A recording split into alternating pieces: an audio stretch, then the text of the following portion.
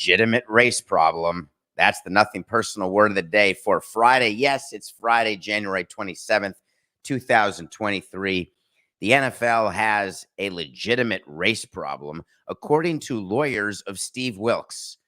Steve Wilks, the interim coach of the Panthers, who did not get the job. Yesterday, it was announced that Frank Reich will be the new head coach. Frank Reich coming off his successful sort of stint as coach of the Colts, turned around and got a job back where he was the first quarterback ever for the Carolina Panthers in 1995. And it caused an immediate uproar from lawyers of Steve Wilks, maybe of Steve Wilks, but we haven't heard from him yet. But lawyers came out immediately. Keep in mind, we are a year removed from lawyers talking about Brian Flores and how he was treated.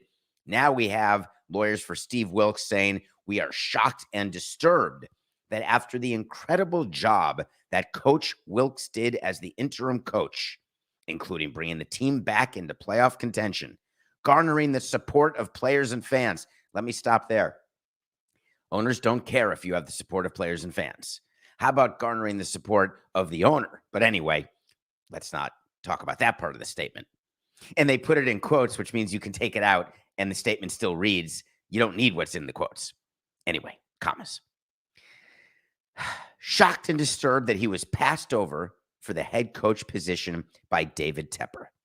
There is a legitimate race problem in the NFL, and we can assure you that we will have more to say in the coming days.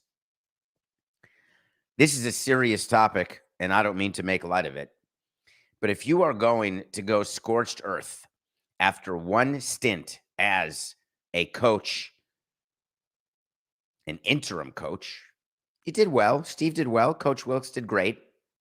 Do you think that the right plan is to immediately, when you're completely emotional, to allow someone to release a statement, and then as part of that statement, say, we assure you there's more to come? So does that mean that in a couple days, we're going to have another statement? Is he going to file a lawsuit? Is he going to join the Brian Flores lawsuit? Is he going to become the face of the legitimate race problem in the NFL? The process for hiring a head coach in the NFL, much like Major League Baseball and the NBA, is the commissioner and the commissioner's office and all of the people who are monitoring who are the head coaches, how many black head coaches there are. Right now, Mike Tomlin is one of two, along with Todd Bowles, in the NFL. Do you think that in any way the commissioner has sway over who owners hire? They can ask owners to interview minority head coach candidates. That's called the Rooney Rule, which we talk about, the Selig Rule. But I've told you that it's a complete sham.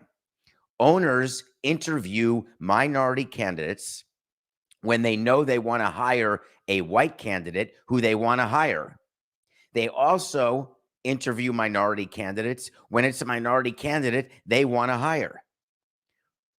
What sounds the same to you in those sentences? Owners hire who they want to hire. It doesn't matter what the rule is. It doesn't matter what the penalty is.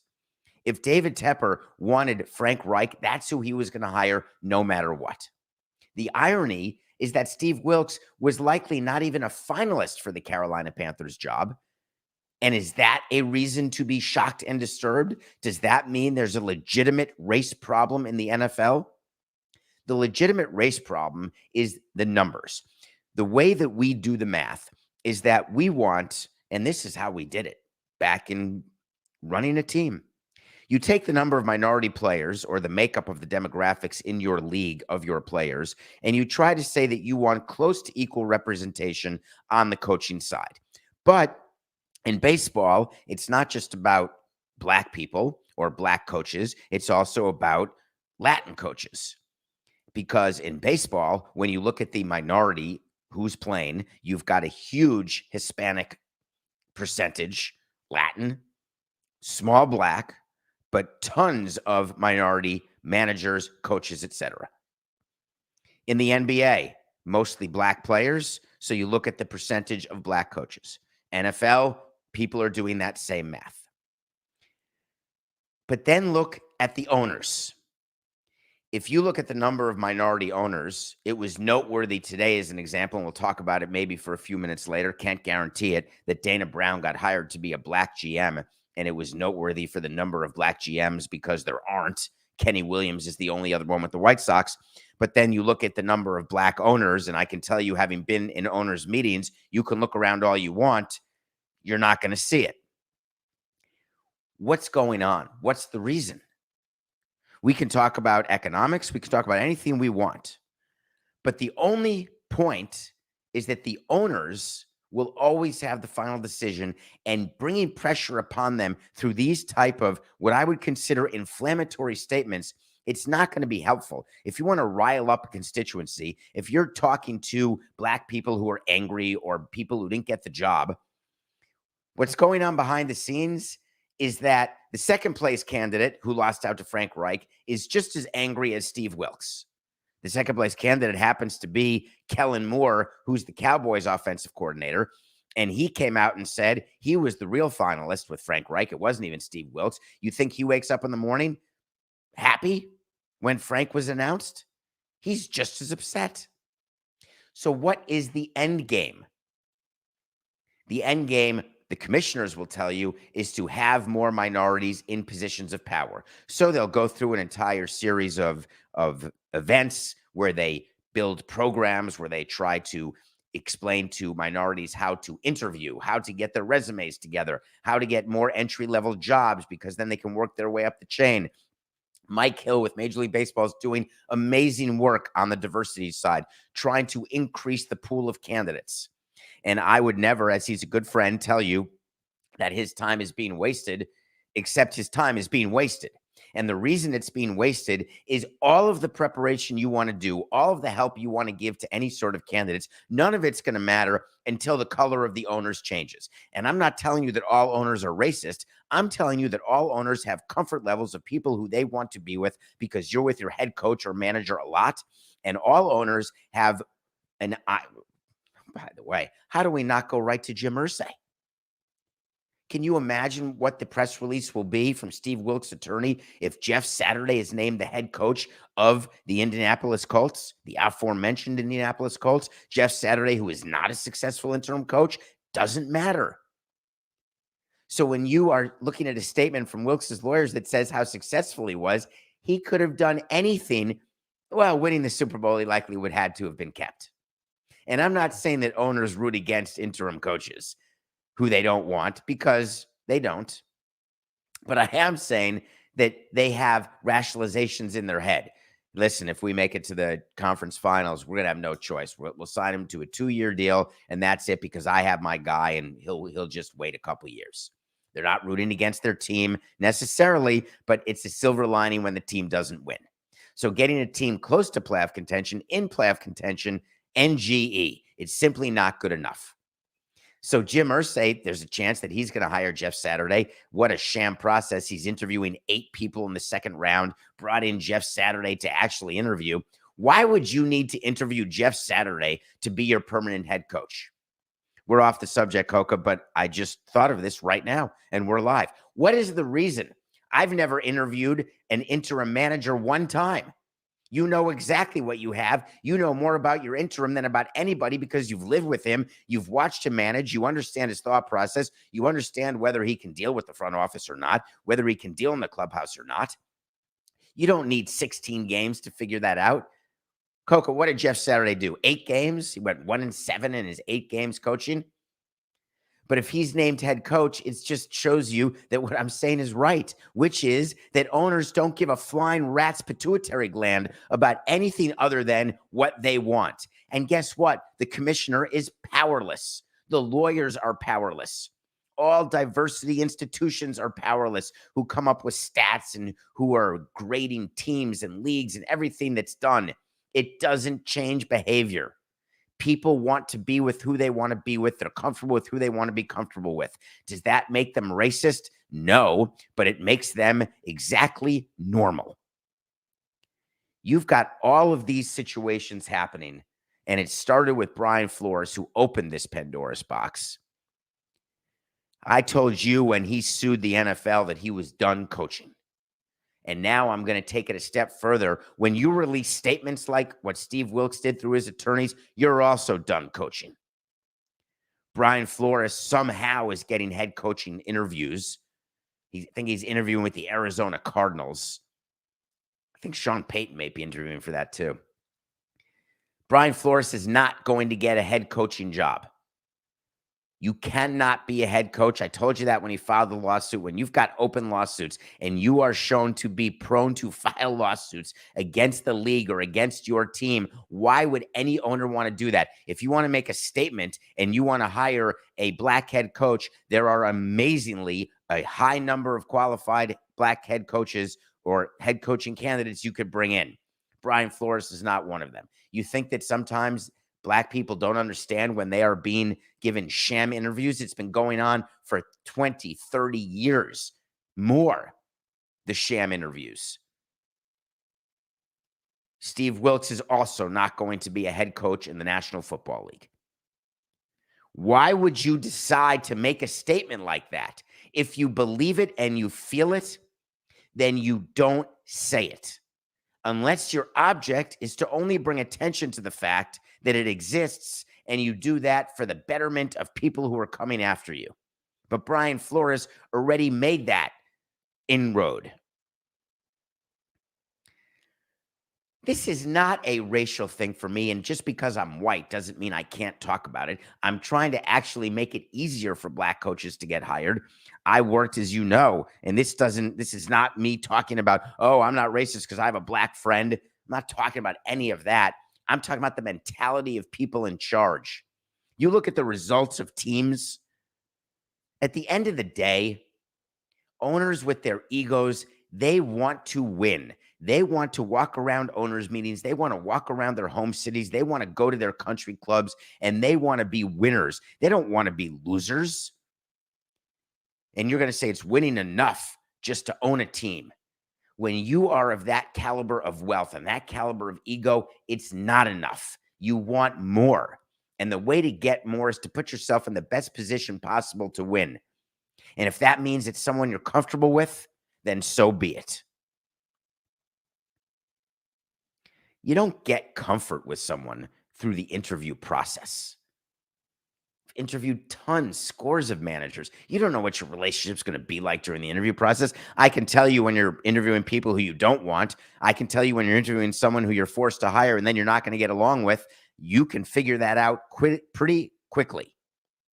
Sean Payton's gone through the process here, sort of the modern day Bill Cowher, Tony Dungy, people who are making money on TV and deciding when or if. Jeff Van Gundy, right? He's a good example of that in the NBA, a commentator who's always wondering, will he go back to the bench? And then it gets to the point where, no, you're not going to go back to the bench. Way too cushy and way too great a life. So Sean Payton, who was on TV, and I can't say that he's going to have a great career on TV, but he's interviewing for all these head coaching jobs. And all of a sudden, rumors were coming out about what he was doing, that he interviewed with the Broncos and that it didn't go well, that he's not going to get the job with the Panthers because that interview didn't go well. The way interviews would work with someone like Sean Payton, it's Sean Payton interviewing the owners. It's not the owners interviewing Sean Payton. There are very few coaches who get the ability to do that. Very few people in any industry who get the ability to interview their interviewers. I guess if you are a superstar, if you have a Super Bowl winning pedigree, that somehow you have built your PR machine into, you've got to have me and I want the power, then you get it. But even then, it's quite rare. And even then, why would owners do it? Look back to what John Gruden did. You're right, Coca. That's a great example. He parlayed his supposed power, got off TV, head coaching job. How'd that go? Well, John Gruden's suing the NFL because he claims that he got fired because he was set under the bus. All of that said, I was picturing the Sean Payton interview with the new Broncos owner, which is no schlepper himself. Rob Walton bought the team for $4.6 billion, part of the Walmart Walton family.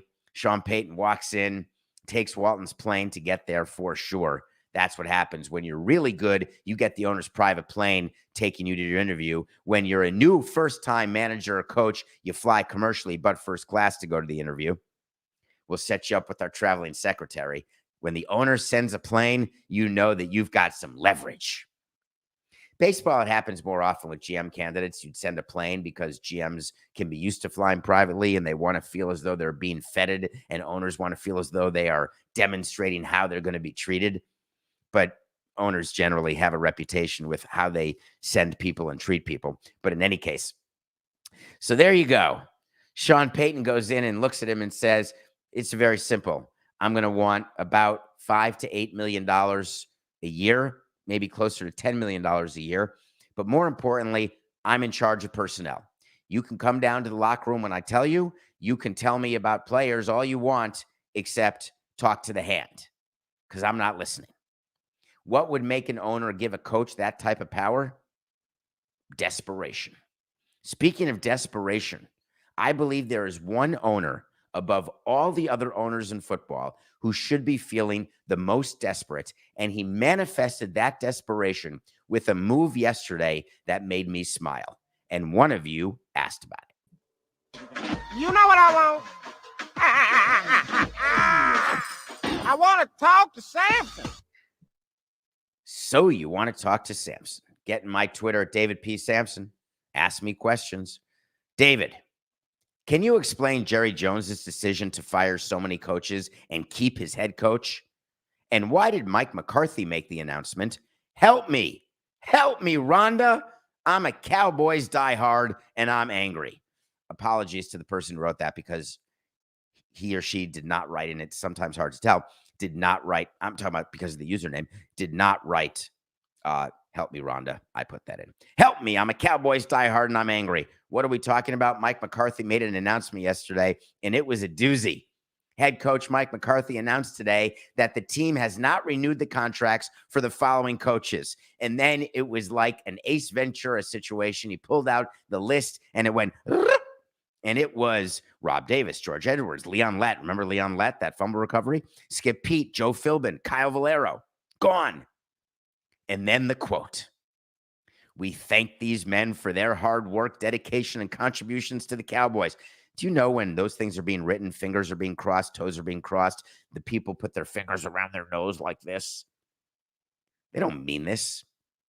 Each of them represented our team and organization at a high professional level with class and commitment to making our team better, but they sucked at it. Oh, no, sorry, that's not in the statement. These were difficult decisions to make because of the great respect I have for each of them as coach and person of character, combined with what we've all been through together. Hold on, I have a little tear in my eye. Mike McCarthy and the other head coaches are very sad.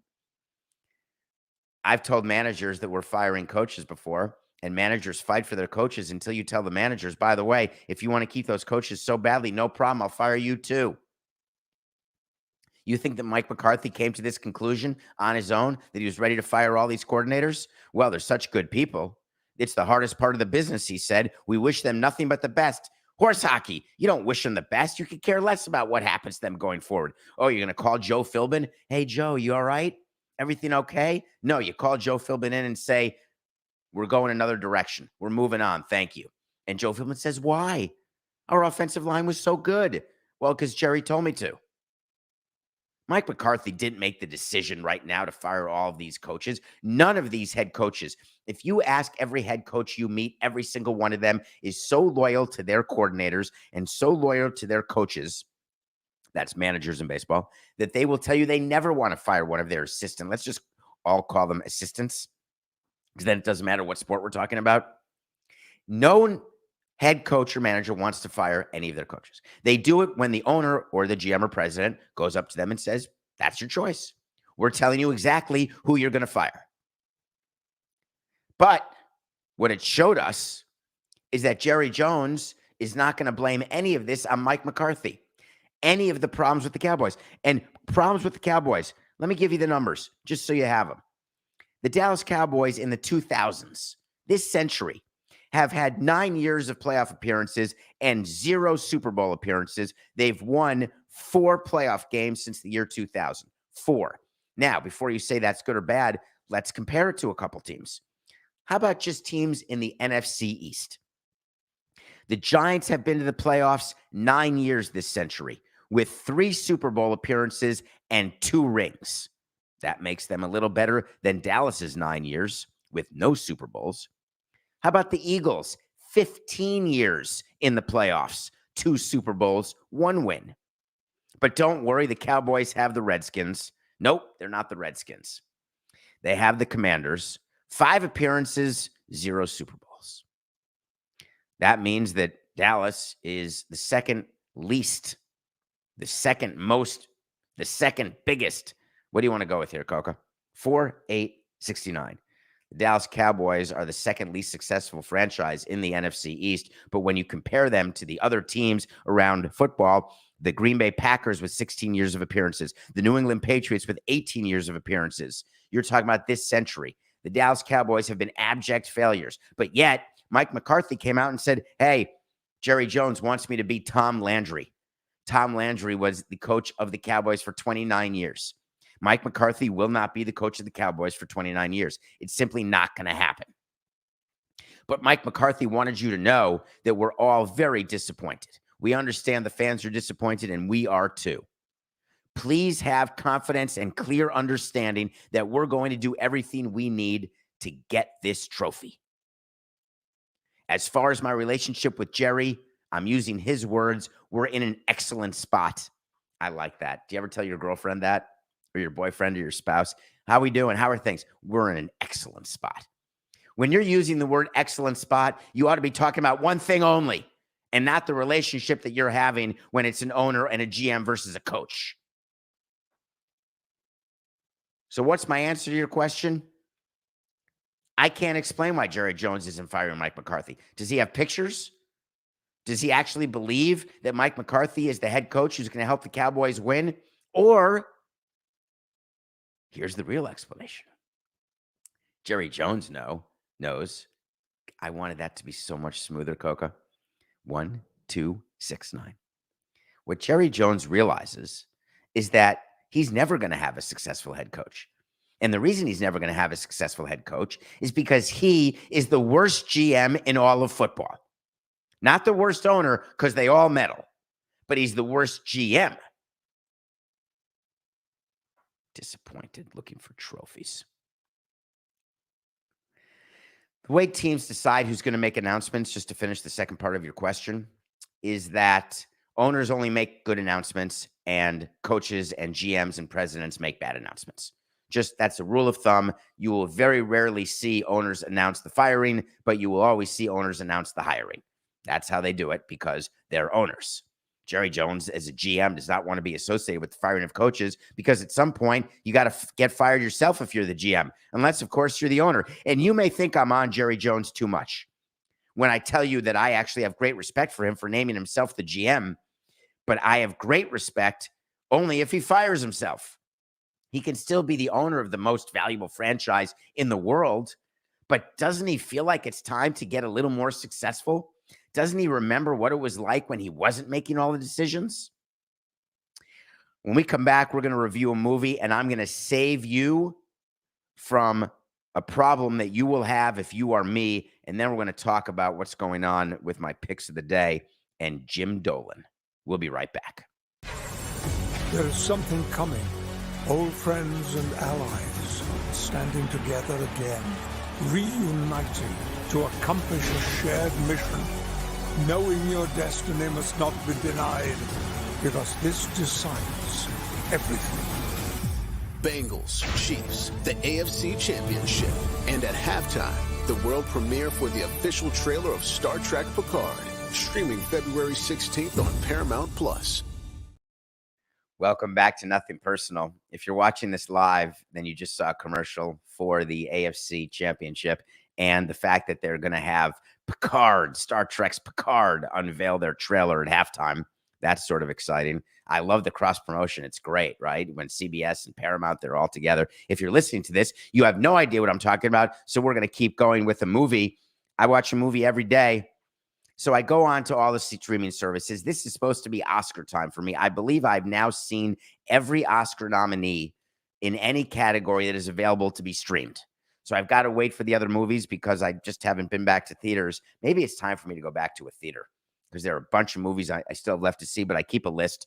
But instead, I saw a new movie with Allison Williams, and I'd heard of it because I believe that along with Riz Ahmed, that she was the announcer of the Academy Award nominees this past Tuesday. So it's a movie called Megan, although it's M3GAN. So it's not Megan, it's M3GAN. It is a movie that is a combination of iRobot, Ex Machina, and Chucky. I didn't realize it was a scary movie. It's about an AI doll that's real person and sort of loses control and what happens when that happens. I was waiting for Tom Brady's ex-baby mama, although once you're a baby mama, you're always a baby mama, Bridget Monahan to come out. I was waiting for Will Smith to somehow appear. I was scared. And I love watching Allison Williams. I loved her movies. Get Out actually scared me. She was in Get Out. I should have had an inkling that that's what it was. It's an interesting script, but it's tired. We all know that when you create a monster or someone who's AI and you don't control them or program them right, they're going to do stuff. And it's going to be bad. And how do you think it ends? Spoiler alert. How do you think Megan ends? Just out of curiosity. Like if you had to just formulate one guess, what would you say? They live happily ever after? No. Megan. The good news is when you're fired as head coach, you get to be rehired. Nathaniel Hackett got rehired as offensive coordinator for the Jets. And I want to put one thing to rest because I'm tired of reading about it. You do not hire an offensive coordinator because you think that offensive coordinator is going to help you get a player. You do not hire a manager or a head coach because you think that that gives you a better chance to get a certain free agent or to make a trade or to get in the good graces. Everybody's reporting the Jets hired Nathaniel Hackett. Nathaniel Hackett worked for the Packers as the offensive coordinator from 2019 to 2021. Aaron Rodgers, who's rumored to be going to the Jets, now really want to go to the Jets. It's absolute malarkey. The way that Aaron Rodgers will get to a team is a team who can handle him from a salary cap standpoint, a team where he thinks that he has a chance to win and go back to his MVP level and get back to a Super Bowl, because it's not like the Packers. What have they done this century with Aaron Rodgers? One Super Bowl win, 16 years of playoffs, though. That's pretty good. Aaron Rodgers is not more likely to don a Jet uniform because Nathaniel Hackett was hired. When you hire a failed head coach, you have this urge to make an announcement to try to explain what you're doing, to try to rationalize what you've done because people associate this person with failure. So the Jets went out of their way to say, hey, don't forget, we're talking about a world-class successful offensive coordinator here. The Jets are super lucky to have him. Forget what happened in Denver with his 4-11 record as a first-year head coach getting fired by a new owner. You shouldn't focus on that. I don't see any reason when you make a hire to have to rationalize or explain anything. Do you think the Jets fans feel better? Your season ticket holders are going to buy season tickets or not? Your corporate sponsors are going to give you more money, renew or not, because Nathaniel Hackett was hired as OC? Give me a break. No one cares. Sometimes when you're in a position of power in sports, you feel like you have to say certain things to the media. You feel like that they're owed an explanation, that your fans are owed an explanation. Just announce the hiring of Nathaniel Hackett. Is it a big deal that he got another chance to be a coordinator as a failed head coach? No, that's a Tuesday. So many offensive and defensive coordinators are named head coaches because they're the up and coming. They're the new it thing. There is zero correlation. Zero. I'm exaggerating. A 5% correlation between success as a coordinator and success as a head coach. You think it's easy to be the boss? It's a whole different set of issues when you're the boss versus being the coordinator, to say the least. Good luck, Nathaniel Hackett. Welcome to New York, Aaron Rodgers. Not. Nothing personal pick of the day. Damn it. The Celtics did not beat the Knicks by 8. I'm going to get back to that. I don't want to talk about it. I'm not talking about the Knicks right now. I don't think you realize I'm going to get a little more comfortable here.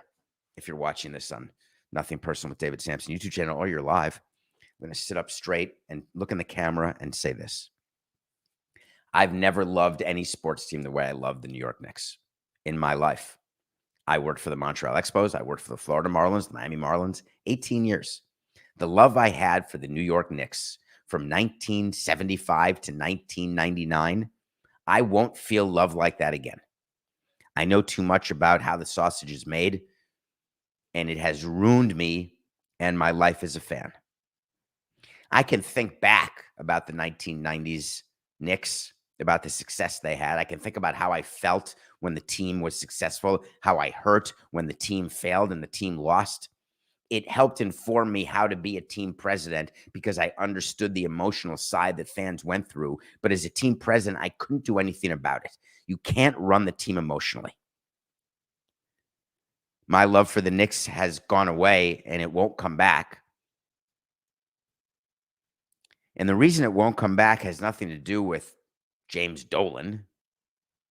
It has nothing to do with the fact that the Knicks have been completely failures since 1999. It has to do with I can't remember what it's like to just love. That is one of the problems when you spend a career in sports or spend a career doing anything. How about if those of you who work in food? Does it not change the way you access food or think about food? All of that is normal. When I made the pick of Celtics-Knicks, the Celtics are a better team, giving 8. It should have worked. The Knicks ended up winning the game. We're now 13-15. This seems discombobulated, but with no prompter and no order of the show, it's not discombobulated. We're about to do an entire segment about Jim Dolan, but I want to just get you my picks first. Coca, is that okay? Coca's mad. It's Friday. Don't be so angry. We're getting to it. Tonight, the Memphis Grizzlies 4 over Minnesota. This may be my final NBA bet. I am not betting on this league when I don't know who's playing and I can't get it right. And I work my way back to 500 by being so good with the football picks. And all of a sudden I lose it with the NBA picks. One more try. Minnesota has been a failure with Rudy Gobert. I'm taking the Grizzlies -4 because you know I love Ja Morant. How's Zion Williamson doing, by the way? He was just voted in as a starter for the All-Star game in the NBA. He going to play? Why don't you try playing for the Pelicans? All right, let's talk about the conference championships. Sunday, great day of football. Only 2 games. Sort of sad. There's been 4 games for a couple weekends in a row. Wildcard weekend, we had a 5th game on Monday. It was super wildcard weekend. All right, I'm going to watch games. Here's the order. We got the Niners playing the Eagles. McCaffrey's sort of practicing. He's got a calf bruise.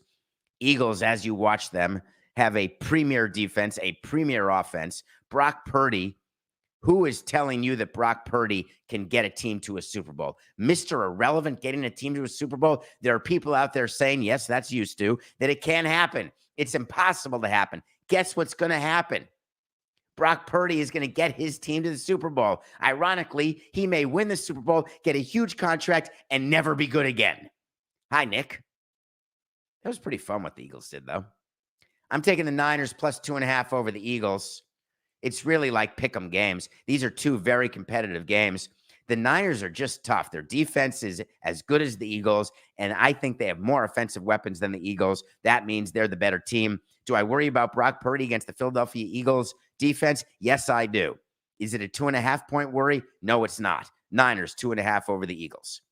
All right, what about Sunday's game?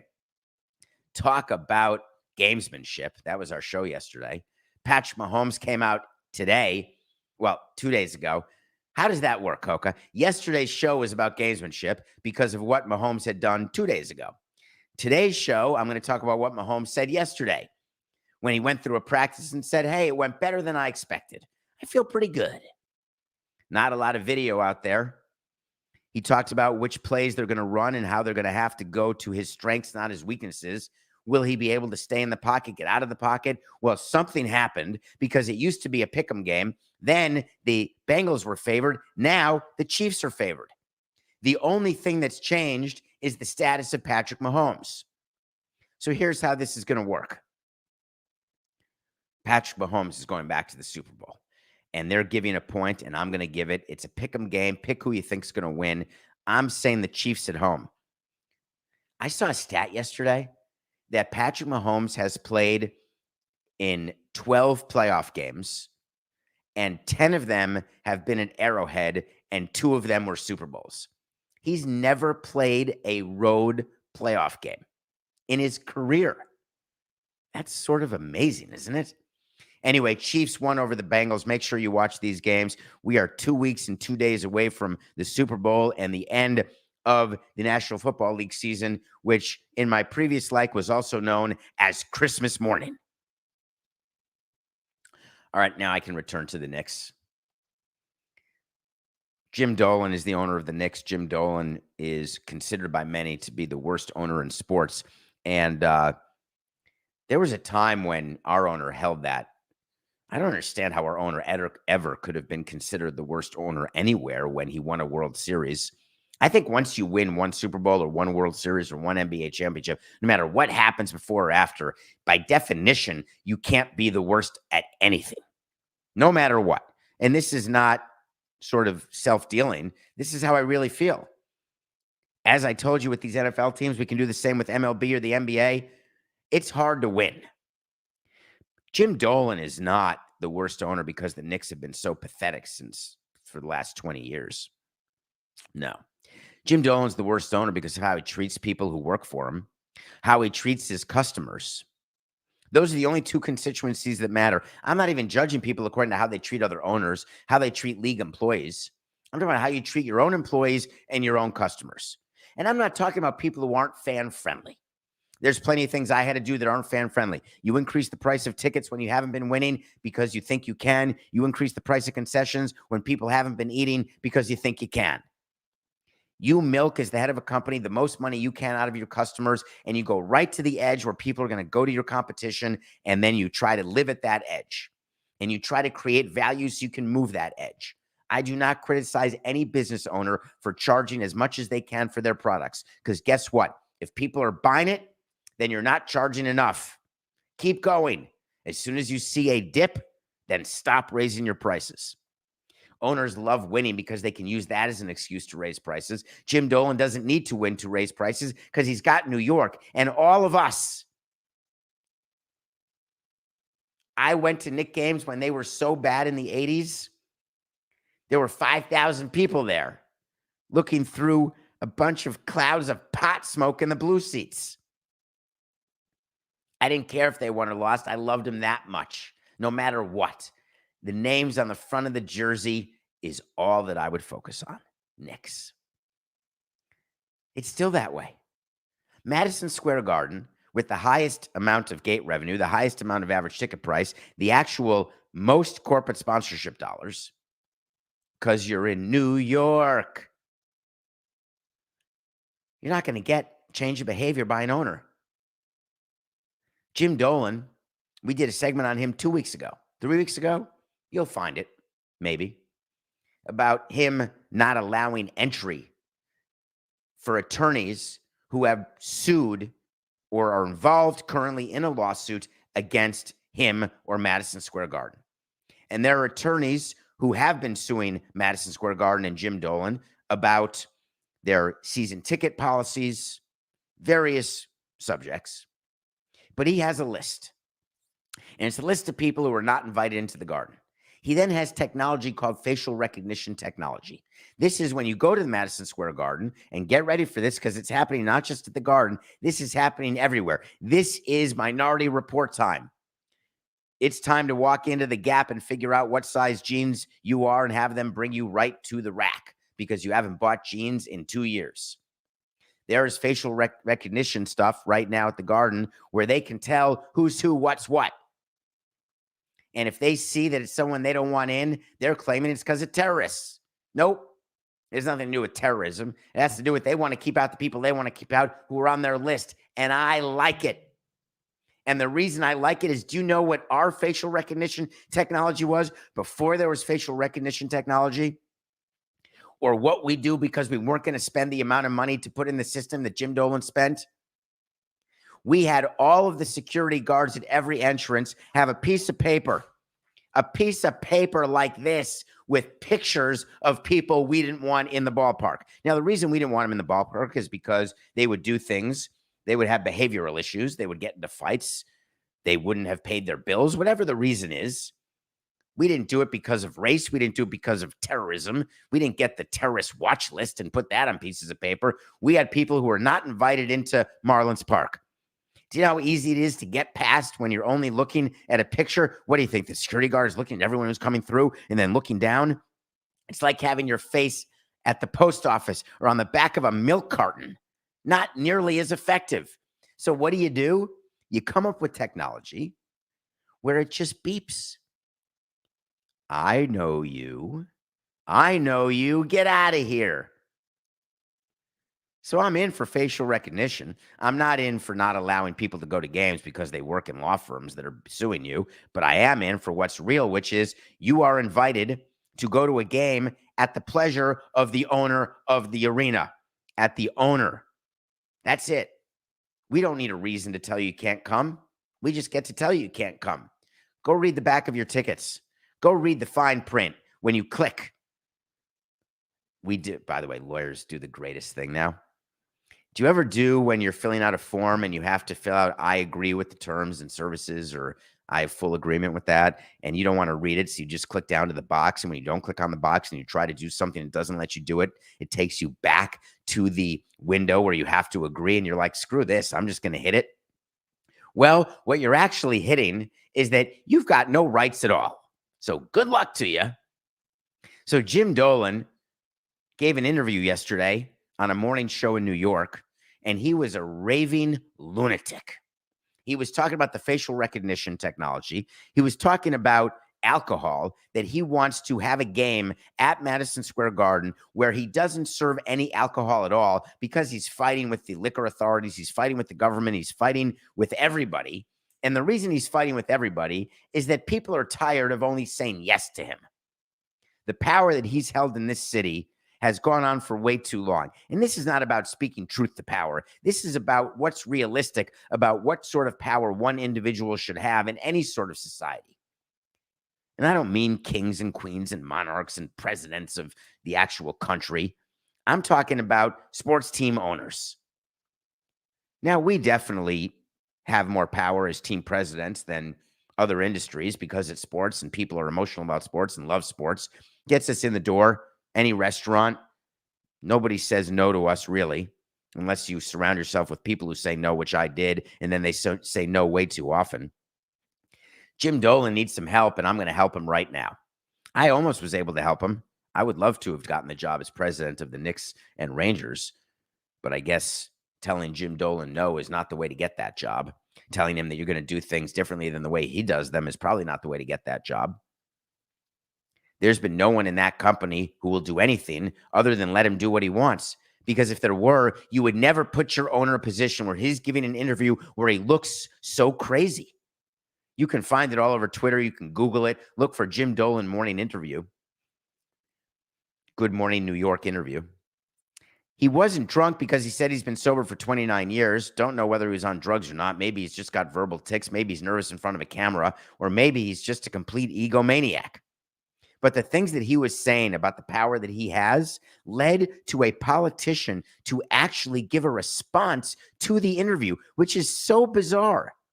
There was a state senator named Brad Bowman Siegel who responded to the Jim Dolan interview with a press release. And in that press release, which is so strange, to actually give an interview as a sports owner that elicits a response from a state politician.